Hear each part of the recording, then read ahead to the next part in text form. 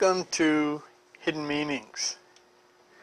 Well, here we are. This is a whole new deal, and I hope it works. Hidden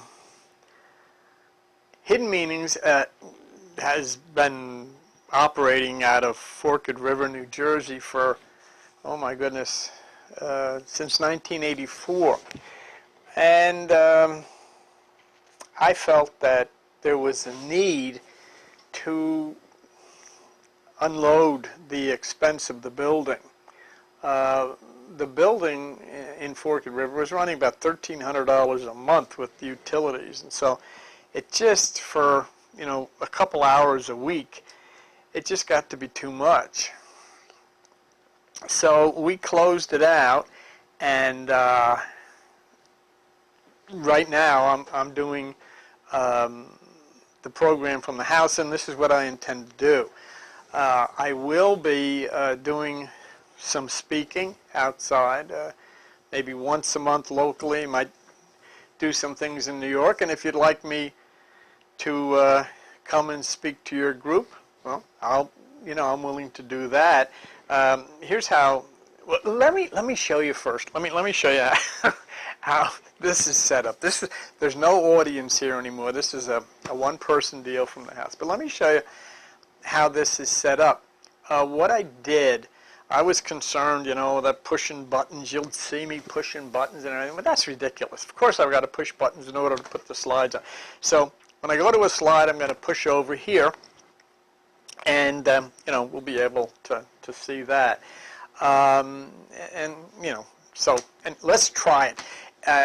If you would like me to come to speak to your group, you can either drop me a line here at Hidden Meanings, Post Office Box 569, Forked River, New Jersey, 08731, or there is my email address,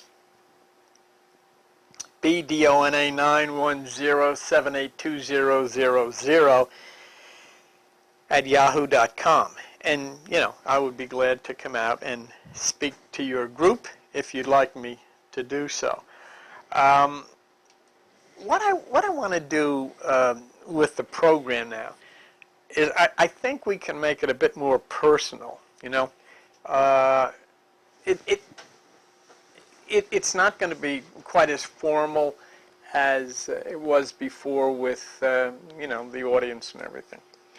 And we have covered so many things that I figured, maybe we ought to slow down and kind of talk personally about these things. And what I'll be doing periodically through the programs from now on is I'll be giving you the email address and the mailing address if you have any questions or if you want to help in any way. Once again, let me remind you, I need your help. I mean, to keep this going. So whatever you can send at Hidden Meanings, Post Office Box 569, Forked River, New Jersey, 08731, I would appreciate that. Let me show you our website. And I'm sure most of you are aware of the website address, but just in case you're not, here it is, www.hiddenmeanings.com. Now, one of the things I didn't do is I did not update the number of visitors. Okay, this is wrong. We have 1,486,668 visitors, and I hope you're one of them. And I hope you'll visit the website, www.hiddenmeanings.com. So let's that pretty much brings you up to date. The building is closed in Forked River. I will be doing, say, maybe once a month or twice a month meetings in Forked River. And if you want me, as I said, to come out and speak to your group, well, I would be glad to do that as well. Just drop me a line. The last formal message I did at the center, we started talking about the omega point, and that's O-M-E-G-A. And what I suggested to you, based on what some other folks have written about, was the possibility that December 21st, 2012 is the omega point.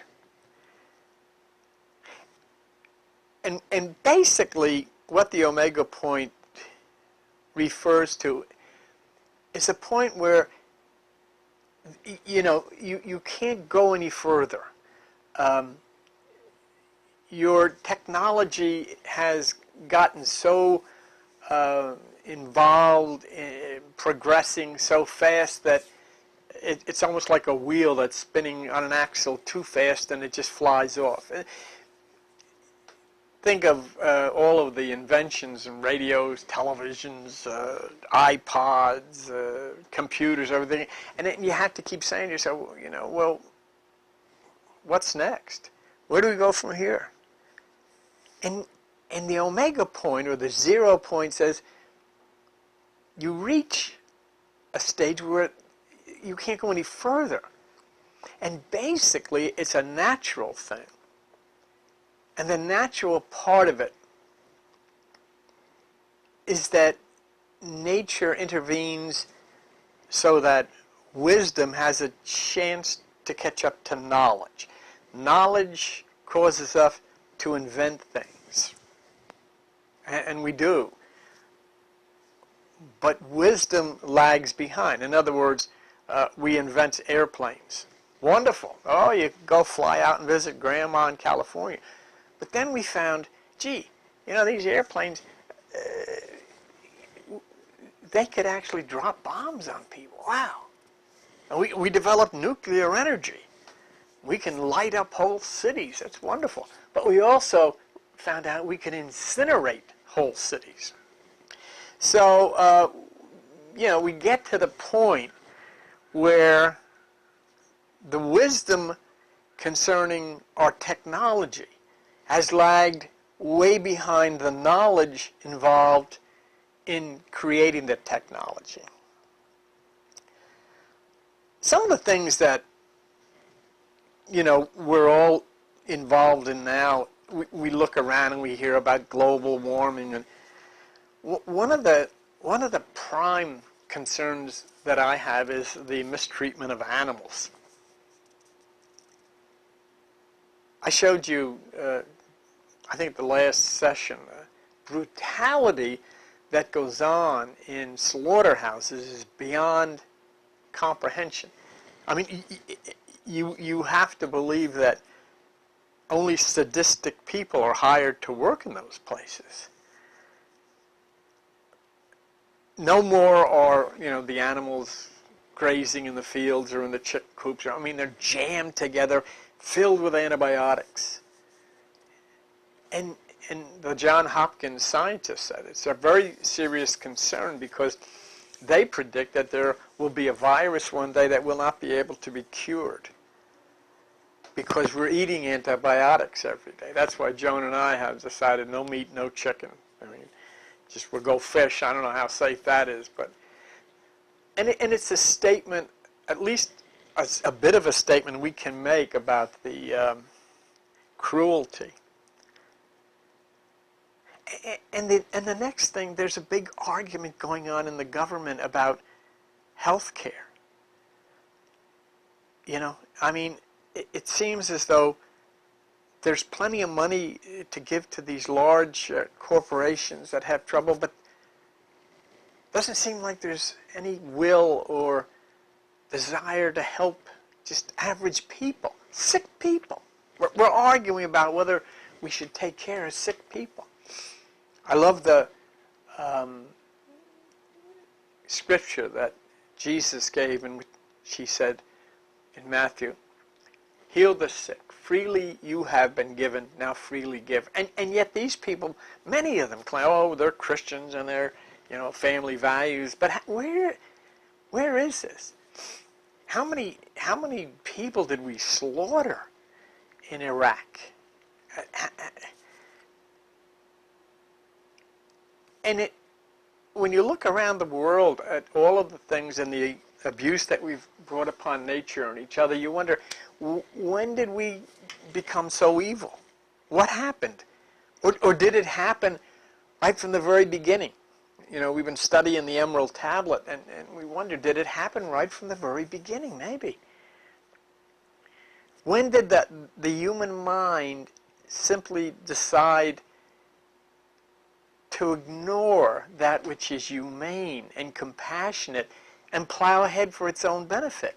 I honestly believe that cancer is too profitable to cure.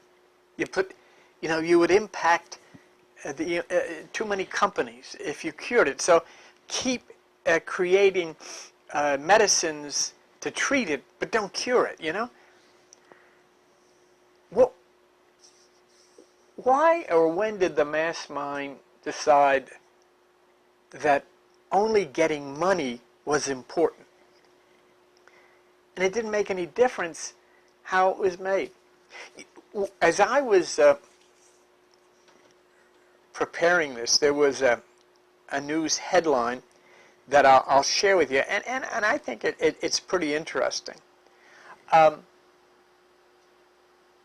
when we try to figure out what happened, or why have we become so mercenary and so violent and so inhumane and lacking compassion, Pakel Votan, who was not a Mayan priest or prophet, but actually an astronaut from thousands of years ago, and the Emerald Tablet confirmed this. But anyhow, he's the one that made the prediction about December 21st, 2012.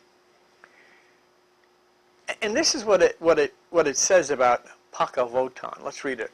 Pakel Votan, he said, humanity will become disconnected from the laws of the natural world and will fall ignorant of our sacred interdependence with nature. Now, this is exactly what has happened. Now we can breed these animals to slaughter faster and fatter, but in the meantime, we're torturing them to death, and we're filling them with things that are having a negative effect on ourselves. You see? And people argue about global warming, but we're dumping pollutants into the atmosphere, regardless of whether global warming is, man, is it right to do that?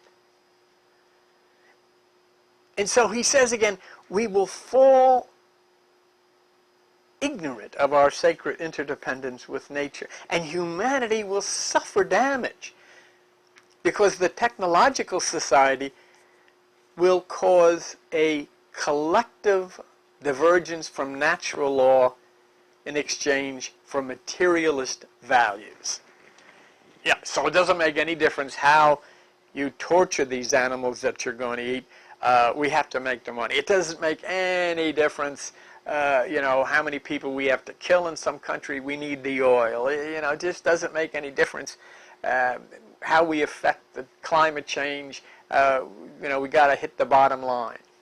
And Pakel Votan, said that, look, in 600 AD. And then he says this world age cycle will close on December the 21st, 2012. And as this date approaches, humanity will be in a transition phase of the old world dying and a new world being born. Isn't that what happened? You can feel it. You can sense it. You can see and you can feel the changes in the attitudes of people. I don't know about you. I've never known a time in all my years, and there's a lot of them, in politics, when in this country there was such hate.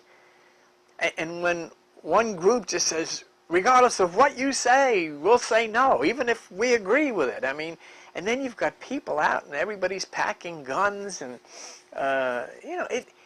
there's a change, there's a transition. It's almost as if this country has to self-destruct in order to save itself. People, I've gotten a lot of questions from people about the December 21st, 2012 prediction. Now, here's the thing that you have to keep in mind, and there's a lot of stuff that you see on television from different people and different groups and everything about the end of the world. Never was the prediction made that it was the end of the world. Never. It is a transition time. Okay? It would mark the end of this great shaking. Anytime there's any kind of a change, there is a turmoil. And you know, we live in the middle of it right now. Turmoil. The prediction was that between, you know, now, the period we're living in, until 2012, there would be trouble from nature, and it would be directly related to our disconnection from the laws of nature. Factory farming, dumping chemicals into the atmosphere, and our need to profit at the cost of nature and of compassion and of flowing in harmony with the higher light, which we call God. That's one of the things that I always wonder when people argue about global warming. Well, you know, it's like global warming. I don't know if that's true or not, you know, all this stuff. But they never question whether it's right to pollute our atmosphere with no control whatsoever. Just dump. Nobody questions that. As if, you know, the earth and the atmosphere was created for us to dump garbage in. There was a few, I think last week, a headline appeared on the internet on MSNBC. And it looked like Pakhel Votan's prediction that you just saw about nature is going to go into a shaking, into an upheaval. When I saw that, and I saw this MSNBC headline, I thought, my goodness, it looks as if Pakhel Votan's prediction is now being echoed in the text of the news. Look at it. February the 26th, 2012. You know, that's when it happened. And this is the headline from MSNBC. The big quake question. Now this was in response, or a comment at the time of the great earthquake in Chile.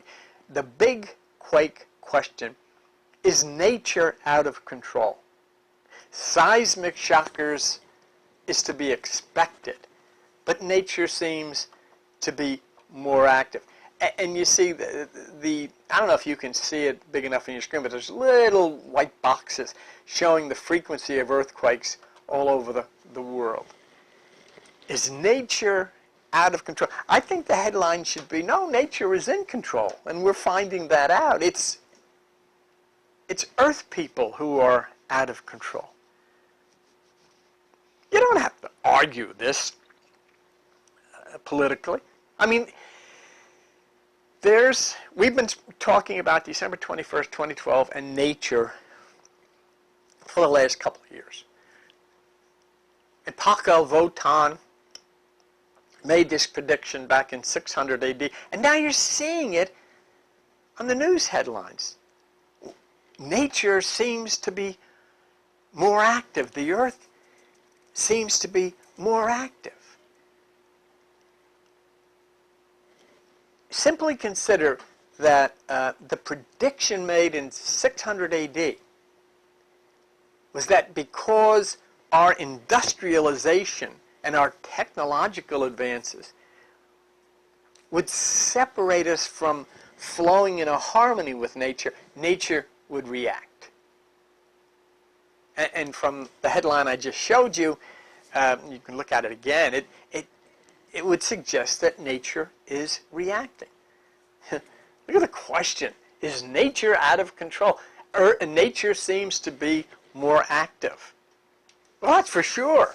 Nature is more active.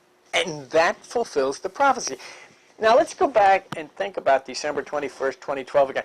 Who made that prediction? Who made that prediction back in back in 600 AD? Okay. This is what's interesting. If you remember the story from the Emerald Tablet, what happened was, according to the Emerald Tablets, a fleet of UFOs landed in what they call the land of Chem. And a detachment from that group, there were various detachments. Some went to India, some actually migrated into Greece, and some landed in South America. You'd have to think, wouldn't you, that if a prediction of something that was going to happen 2,000 years down the road was to be made, it would have to be made by someone with an advanced technological intelligence. You wouldn't think of somebody like a Mayan in the jungle would know this stuff. So that's just common sense. There was no history on the earth that would have allowed, Pacal Votan to know this if he was a Mayan priest. No, only if he was something else or from someplace else could he have ever conceived of such a thing. So in other words, whoever made this prediction had to have advanced knowledge. And we've been over this. But this is something I'd like you to just focus on, because it's very important in the overall picture. The prediction about 2012 was not made by a Mayan priest. The prediction was made by a UFO commander who had come to this earth from another place. Now, right away, people are going to roll their eyes. But once again, let's think about common sense. Does it make sense to you that someone in a jungle in South America would know this or would be able to predict this? Or does it seem more logical if someone had come from another dimension, another planet, whatever, that they would have the advanced knowledge to know this? That would seem to be more sensible to me. So when the Emerald UFO fleet landed in Chem, which is now Egypt, 26,000 years ago, they sent out groups in UFOs to various parts of the world. That's according to the statements, and you can see that in the work that I've done on the Emerald Tablets. But one detachment landed in South America, in the area we now know as the land of the Mayans. And from that detachment came the one who is presented to us as the Mayan priest Pacal Votan.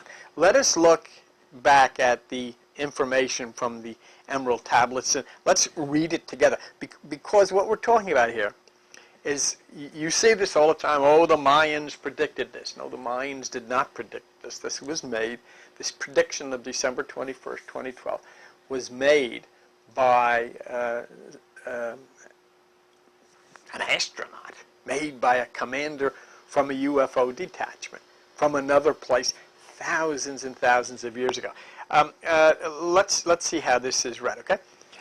Some 1,300 years BC, Egypt, the ancient Chem. Now that's where the Emerald Group landed. Many delegations of priests were sent to the other parts of the world. You know what's important to get in your mind? When the ancient people wrote about things that had happened thousands of years before, the language handed down, which finally arrived to us, took on connotations of spirituality, religiosity, and UFO people would be called priests. Commanders of UFOs with ray guns and all this stuff would be called gods. In other words, the ones that we call in religion gods and angels and so forth. Today, if we talk about this same dimension, we refer to them as aliens. See? So those that are called priests and gods then are called aliens today. So when it said that priests from Chem migrated to other parts of the world, they're talking about UFO astronauts, groups in these UFOs left Chem as detachments and went to different parts of the world. Let's look. Among those were some of the pyramid priests who carried with them the emerald tablets. The particular group of priests bearing the tablets immigrated to South America, where they found a flourishing race, the Mayas. Do you see that? Here you have the UFOs landing, and a detachment leaves, and they wind up in South America and in this land of the Mayas. So then, all of a sudden, in historical documentation, instead of understanding that these were aliens from another planet, another dimension in the universe who made this prediction, it comes down to us that it was the Mayans. But there is, once again, the documentation that the group landed in South America. In the 10th century, the Mayas had settled the Volcatan, and tablets were placed beneath the altar of one of the great temples of the sun god. So there, that's the point that we want to think about. Okay? We want to think about, we have a prediction of December 21st, 2012. If it was made by a Mayan priest in the jungles of South America in 600 AD, but if it was made by a UFO commander in a detachment from a fleet of UFOs, it changes the whole perspective of this. Okay, so we had the Emerald Tablet saying that a UFO detachment moved to South America, priest, whatever you want to call them. But then we had something from the Mayans themselves, a stone carving of the one that we call Pakal Votan. Now, I am connecting Pakal Votan as a UFO commander from the Emerald UFO fleet. A detachment landing in the land of the Mayans, and then this UFO commander, Pakal Votan, making this prediction. So that takes it out of the realm of religion, priests, jungle people, puts it into the realm of a superior technological advanced force from another place. So I'm bringing that concept. And the Mayans themselves, the real Mayans, confirm that. Because what I want to show you is a carving in stone that the Mayans made to depict Pakal Votan, the one who predicted 2012. What's interesting, and what I've done to kind of give you the effect of this, they portray Pakal Votan in what appears to be a spaceship. And to try to give you a better perspective of what I'm driving at, in the picture right next to Pakal Votan, you're going to see our famous astronaut John Glenn in his spaceship training module. Let's take a look at that. Now there you see on the left Pakal Votan. That's the carving that was made by the Mayans. Now, why? If he was just, why would they picture him in such a position as, flying a spaceship? And look how the picture of John Glenn and his training module to the right it is so complements the picture of Votan. Let me show you another picture of Pakal Votan to give you I'll straighten the picture out, give you a better look at it. And now you see this? There he is. Now this was carved by the Mayans of Pakal Votan. Why, if he was not what I said from the Emerald Fleet, why would they picture him as someone flying some kind of ship? And there he is. Well, the arrival of the Force is set for December the 21st, 2012. And so we are set to arrive at a point established on our calendars as of December the 21st, 2012. Now, it doesn't, I've had people write to me and say, oh, but the calendars have been changed and there are different types of, forget the calendars. Forget the calendars. Our calendars are ours. We created them, and the point is, what period of time will the constellations Ophiuchus, Sagittarius, and Scorpio come together where the sun, for the first time in 26,000 years, will appear in the center and line with the center of our galaxy, the Milky Way galaxy. According to our calendars, that occurs December the 21st, 2012 at 11:11 a.m. That's when this is predicted to happen, the movement from Pisces to Aquarius.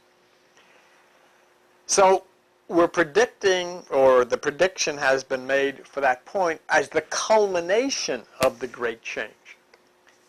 The shaking is to go on, and nature's revolt, if you would, to culminate. In other words, it'll be over by December the 21st, 2012, and we're living in it right now. We're living in it right now.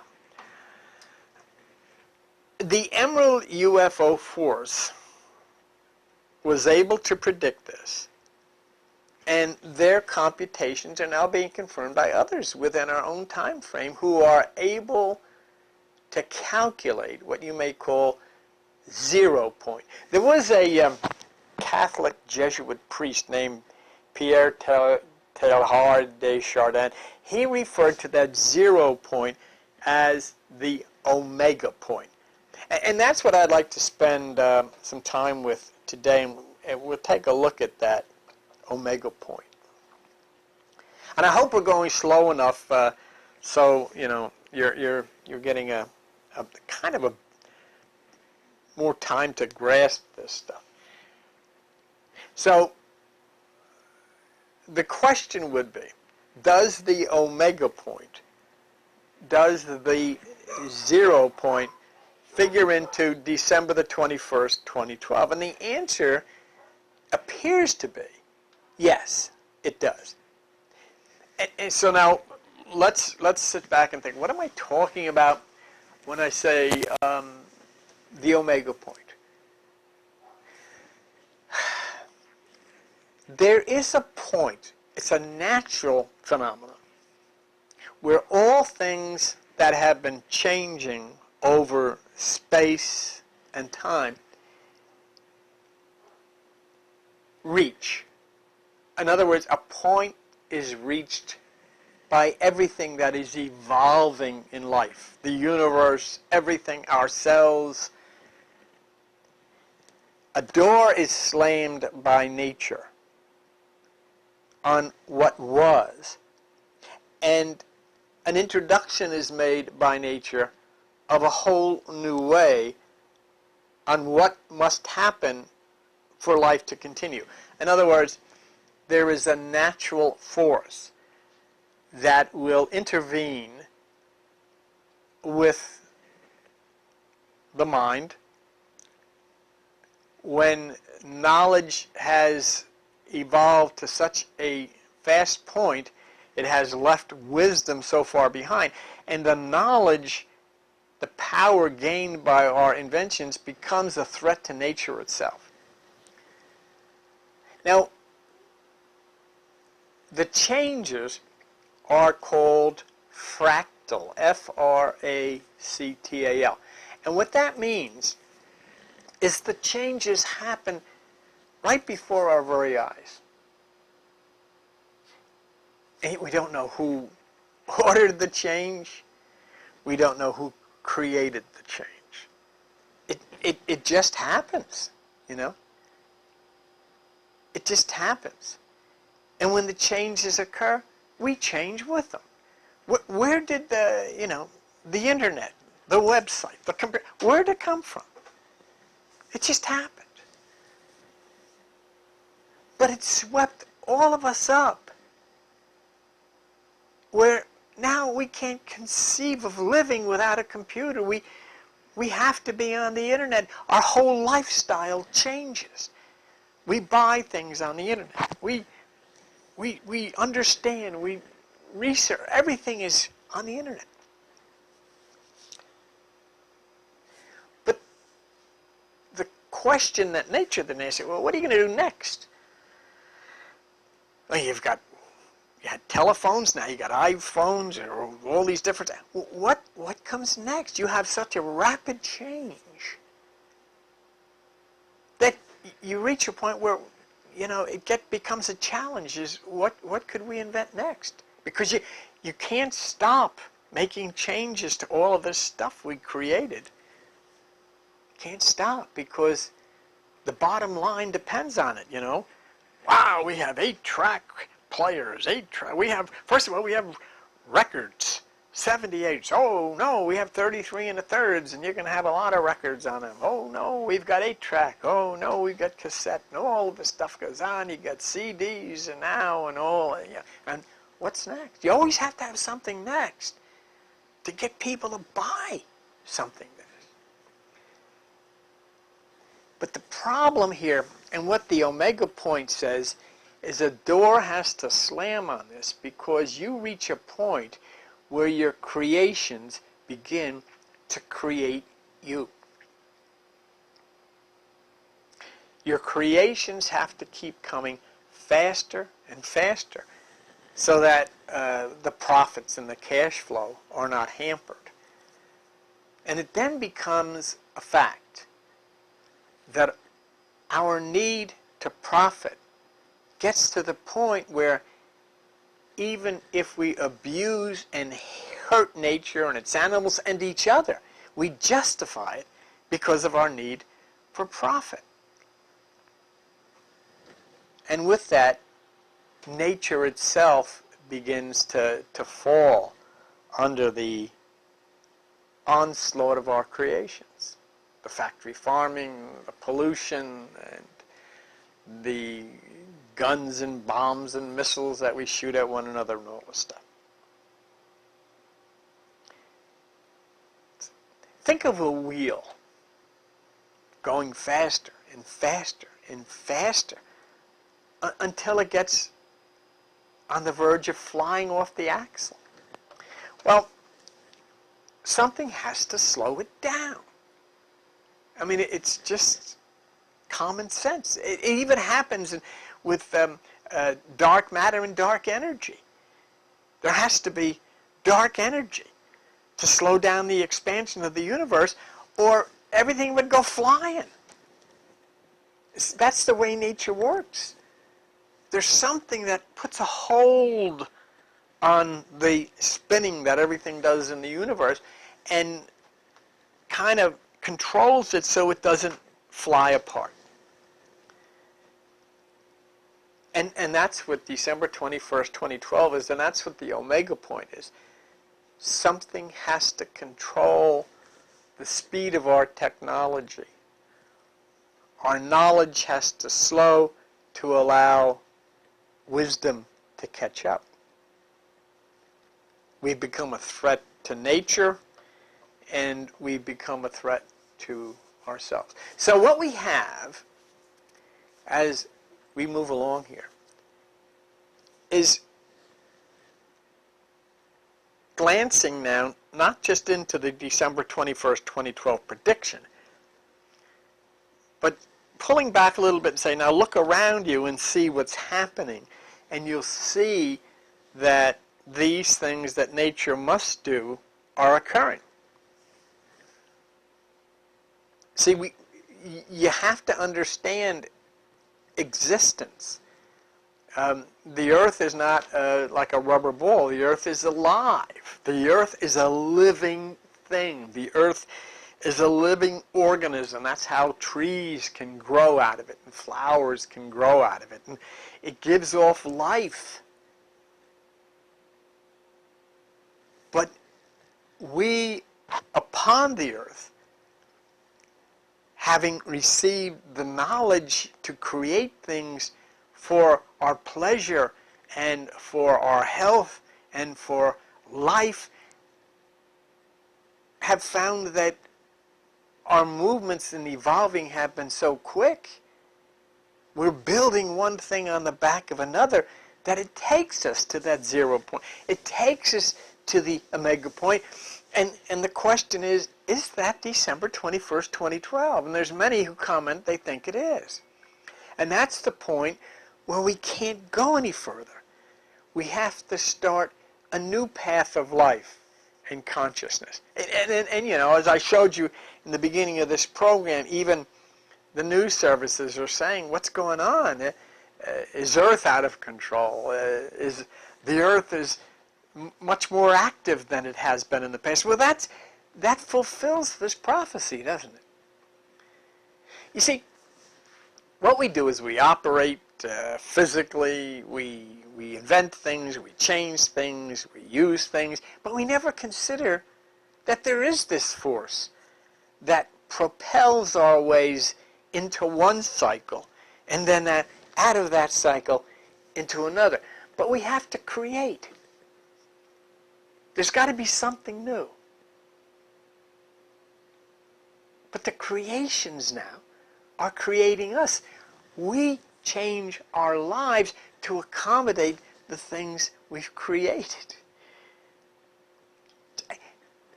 You've seen people, I mean, you see them in the stores and on the street. Years ago, we would have thought they had dementia because they're talking to themselves, but then we see there's something sticking in their ear. No, they're talking to somebody else. Life has changed. We created this thing to put in your ear so you could walk down the street talking to somebody that for all intention purposes isn't there. What if we invent something that requires us to move our eyes? Wonder if we invent something that requires us to move our eyes to change things. You got people walking down the street with something sticking in their ear, they're talking, and then maybe they move their eyes to the left or move their eyes to the right or up and down to change the volume or change to another channel or whatever, just by moving their eyes. Left and right, up and down, eyes flashing.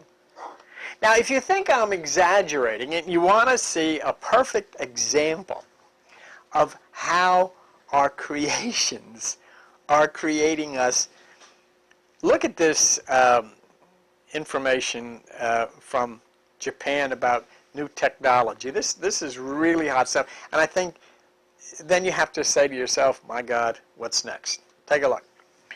Forget touch screens. New technology could let you control your gadgets with your eyes. A prototype gadget unveiled by NTT DOCOMO at the Mobile World Congress 2010 in Barcelona enables users to make calls, play music, and control the phone's settings just by moving their eyes. Okay, so now do you see how the creation is creating us? It's changing us. We now must be subservient to the creation. You've got to move your eyes to the left or to the right. You want to lower it, move it to the right. You want to move it up, move it down. Moving your eyes. Look at this. The Telegraph explains how the eye-controlled phone and MP3 player works. Special electrodes attached to a set of earphones are able to pick up the movement of the eye. Eyes have electrical potential. Yeah, I don't know if you were with me sometime, maybe a year ago, but we talked about all of this and how um, each one of us is an electrical appliance and everything operates on electricity. There is no spirit, there is no soul, there's nothing like that. It's all electrical. It's all in the realm of electrons and photons and protons and all of this kind of stuff. That's what these things really are. So let's go back to that. The special electrodes attached to earphones pick up the movement of the eyes. Eyes have electrical potential, positive at the cornea, negative at the retina, and this electrical potential changes depending on the movement of the eye, and the system works even when a person's eyes are closed. Now, yes, I don't know quite if I don't know exactly how this would work if you have to turn and look at something and you don't want to change the volume, but maybe they've got that figured out. Let's read more. The earphone electrodes are able to read these changing currents known as an electrocardiogram, and the mobile phone is pre-programmed to translate that information into a command. So a user can make or receive a call simply by moving their eyes to the right, then to the left, then back to the right again. Can you imagine? Can you imagine, you're walking down the street and if somebody wants to make a call and you see their eyes are flashing and going wild all over the place and they're just simply dialing the phone. Do you see? So do you see now what the omega point is? What's next? What other part of your body is going to have to, let's not even go there. As the video demonstration of the eye-controlled phone demonstrates, users, anyway, just 1 second here. Well, I got a little out of touch. Okay. As the video demonstration of the eye-controlled phone demonstrates, this is the second paragraph there. Users can shift their eyes right to play a song or left to stop it. To skip a song, users move their eyes to the right twice in succession. And to increase the volume, they move their eyes up to the right and then down to the left. The creations are creating us. So you see why nature has to step in. And you can even ask yourself, my goodness gracious, what is next? Now, though we have talked about Paul Davies in the past, I want to spend some time with him again. You pretty much have what I'm talking about as far as the omega point is concerned? A point where you can't go any further. I mean, now if you're controlling things with your eyes, what can you do after that? And that's a point that many scientists believe, or many people believe, we are at as far as December 21st, 2012.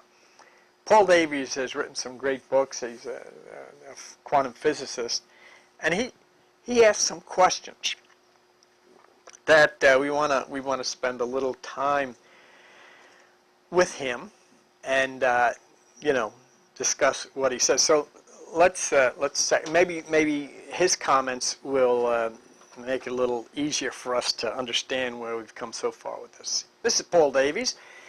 And he says, God is conceived as the creator of the whole universe, not merely as a galactic architect. Now that's important because you know where he's driving at? What he's saying is, what we have is God makes everything. But once you have everything, and then you have people, well then people can become so advanced technologically that they can start creating things in the universe themselves. Doesn't make them God because they can't create the whole thing, but they change things in the creation. Let's see. So he's not merely a galactic architect, but no being who is obliged to operate within the physical universe following existing law can then be considered as the universal creator. So what he's saying here is, if what we call God, has to adjust things, then how could God be that universal creator? Because the God would create the whole thing, give it to life, and life would then be in charge of tilling the soil, like it says in Genesis. Man is given charge of tilling the soil. Well, I mean, tilling the soil could be making adjustments in the universe. Why not? Now look at what he says here, and think about this. Suppose an astro engineer. Now, what he's talking about is an alien in a time far advanced from us. Suppose an astro engineer could create the galaxies and even bend space and time. In other words, suppose there was a person that could do this. We don't have anybody on Earth that can do it, although they've got this Hadron Collider in which they're talking about creating black holes and so forth. But think of some people on a planet maybe 30,000 years advanced ahead of us, and they have the ability to combine the gases and so forth and so on that can actually create a galaxy within the created universe. People doing it. Watch what he says. New physics gives a curious slant here in the second paragraph. Given enough energy and resources, it is within the power of human beings to make a black hole. Well, you know, they're talking about doing that now with the Hadron Collider.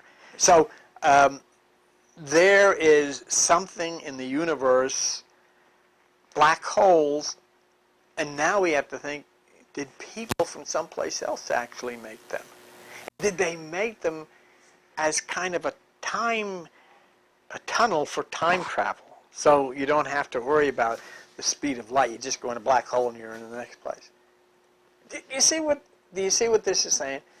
He's not questioning God. God creates the entire universe, but then leaves it to the evolution of human beings to begin to make changes or additions. Let's look at this again. At the center, look at the second paragraph, At the center of the black hole is singularity, space and time. So even we can create and destroy space and time. And Paul Davies asks, does that make us God? Well, think of that. Think of all of the amazing things that has been created in the last 100 years. Think of how we've impacted nature in a variety of ways. And we have redirected evolution through our inventions. I mean, we've had a direct impact on nature. Now, take that last 100 years of our advanced technology and multiply it by, say, 30,000. Couldn't someone with a far superior intelligence beyond our ability to understand, couldn't that someone maybe have come up with a way to rearrange nature, leading to the development of a new galaxy, and that galaxy turns out to be ours? Wow, would that mean that person who may be an astro engineer working in a laboratory in some other planet, that person would be God? Maybe his name is Fred Jackson. or a Louise Smith. Well, why not? This is what science is saying. Yes. You know, we're infants. We've only had 100 years in this technological, but somebody with 30,000 years experience in it, evolution in it. So how far can we go with creative evolution before you hit the omega point? See, so now you say, wow, we're only 100 years, they're 30,000. They didn't. Oh, yes, they hit it. And there has to be a redirection. There has to be a change. Because what nature says, oh, whoa, whoa, whoa, whoa. It's okay to create all of this stuff. It's okay to make the changes in the universe, but you have to allow wisdom to catch up to the knowledge, or you're going to blow everything to pieces. So the omega point, the 0 point, December 21st, 2012, doesn't mean the end. It means the end of that particular path. You have gone as far as you should go in that direction. So you have to take what you've developed and you move in a different direction. A course correction has to be made of what you have created that takes you into this uncontrollable dive. I mean, you're on crash course. So that could certainly be December 21st, 2012, when we have to realign ourselves in a harmony with nature so we don't kill, destroy nature, and at the same time destroy ourselves. Because we've only gone 100 years in our creative evolution, and it is getting out of control. And the reason it's getting out of control is because of the need for profit. The need for profit develops something called greed. And the realignment then has to take place, and that's December 21st, 2012. I think we have time to look at one more from Paul Davies, and let's switch and get another idea from him, okay? God is conceived, no, okay, we have to go on to the next one. That's one that we've already, we've looked at. Here we go. The oscillating universe, all right, the oscillating universe suffers from physical problems associated with old universes. You know, and, you know, I guess we would have to be considered an old universe. Each new cycle of expansion and contraction is sort of a new deal in which the physical conditions are scrambled randomly.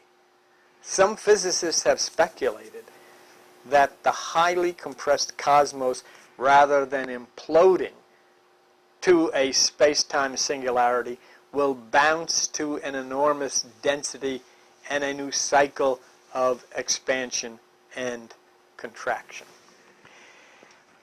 Well, we'll get in, you know, we'll get into more of that as we go along and discuss these things.